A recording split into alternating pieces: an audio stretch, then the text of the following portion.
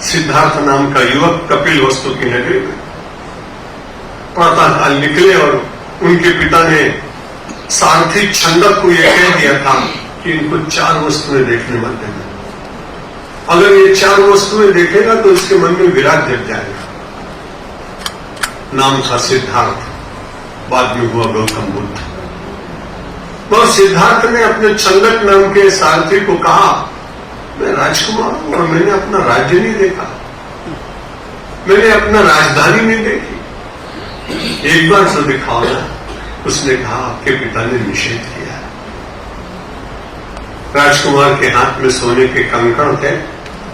ये सोना संसार में पता नहीं क्या क्या पाप कराता है, कोई जानता नहीं। इसलिए छंदक के हाथ में राजकुमार ने अपना कंकड़ उतार कर रखा और कहा, केवल एक बार तो दिखा दो ना। जब सारथी घुमाने ले ही जा रहा था कि मार्ग में तत्काल एक छोटे से शिशु को एक गरीब बहन सड़क के किनारे उसको दुलरा रही। उन्होंने पूछा, ये क्या है? इस छोटे से बालक का जन्म हुआ।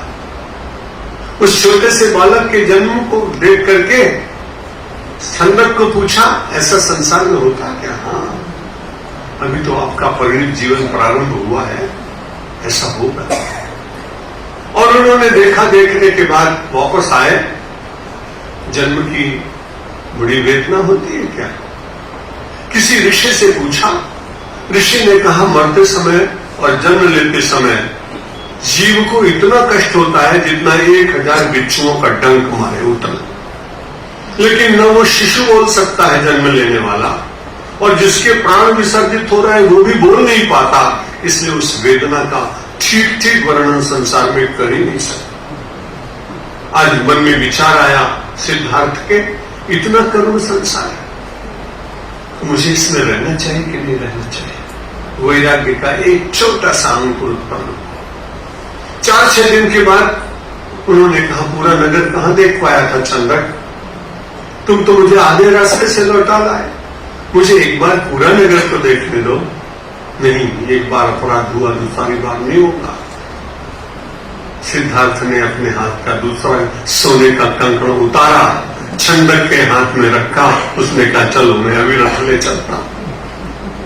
और रथ चला। रथ चलने के बाद उन्होंने देखा एक व्यक्ति एक हाथ में डंडा लेके चल रहा है। उन्होंने पूछा, ये क्या है? मालूम नहीं तुमको? मेरे तो डिक्शनरी में भी नहीं है वृद्धावस्था शब्द। जो मुझे शब्दकोश दिया गया शायद उसमें से शब्द निकल दिया गया है। न उसमें जन्म लिखा है, न उसमें विपत्ति लिखी है, न उसमें जरा लिखा है। बोले, ये वृद्धावस्था है। अच्छा, ये सबके ऊपर आती है क्या? हाँ।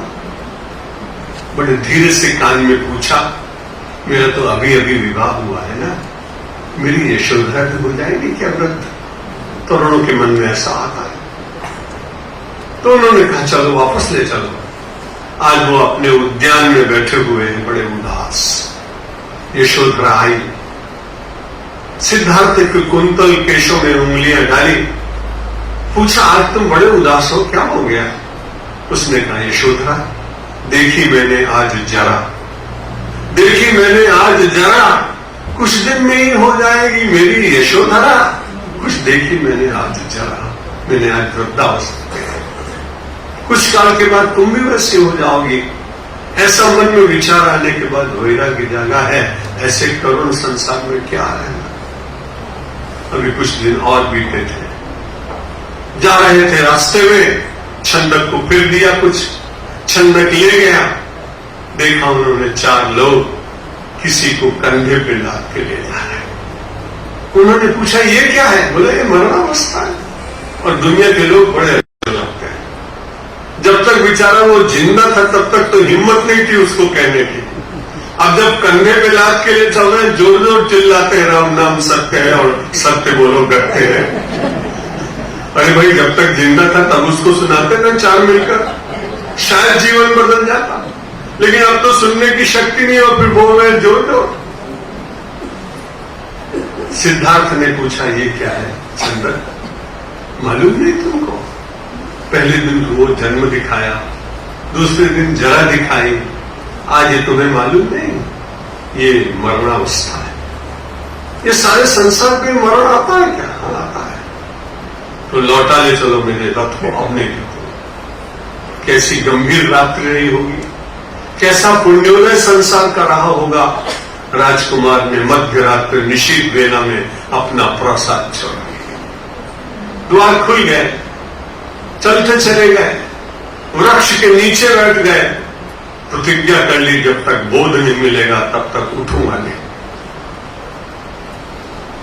मन में संकल्प कर लिया, त्वदस्थि मानसम प्रदयन चयातो अप्राप्य बोधम बहुकल्प दुर्लभम नैव आसनात् काय मन चलिष्यति। बुद्ध चरित नाम का ग्रंथ है, उसका श्लोक है। मन में उन्होंने संकल्प किया देख कि जब तक मेरी देह है, जब तक मेरी अस्थि है, जब तक मेरा जीवन है, मैं तब तक इस आसन से नहीं उठूंगा जब तक मुझे बोध की प्राप्ति नहीं हो जाए।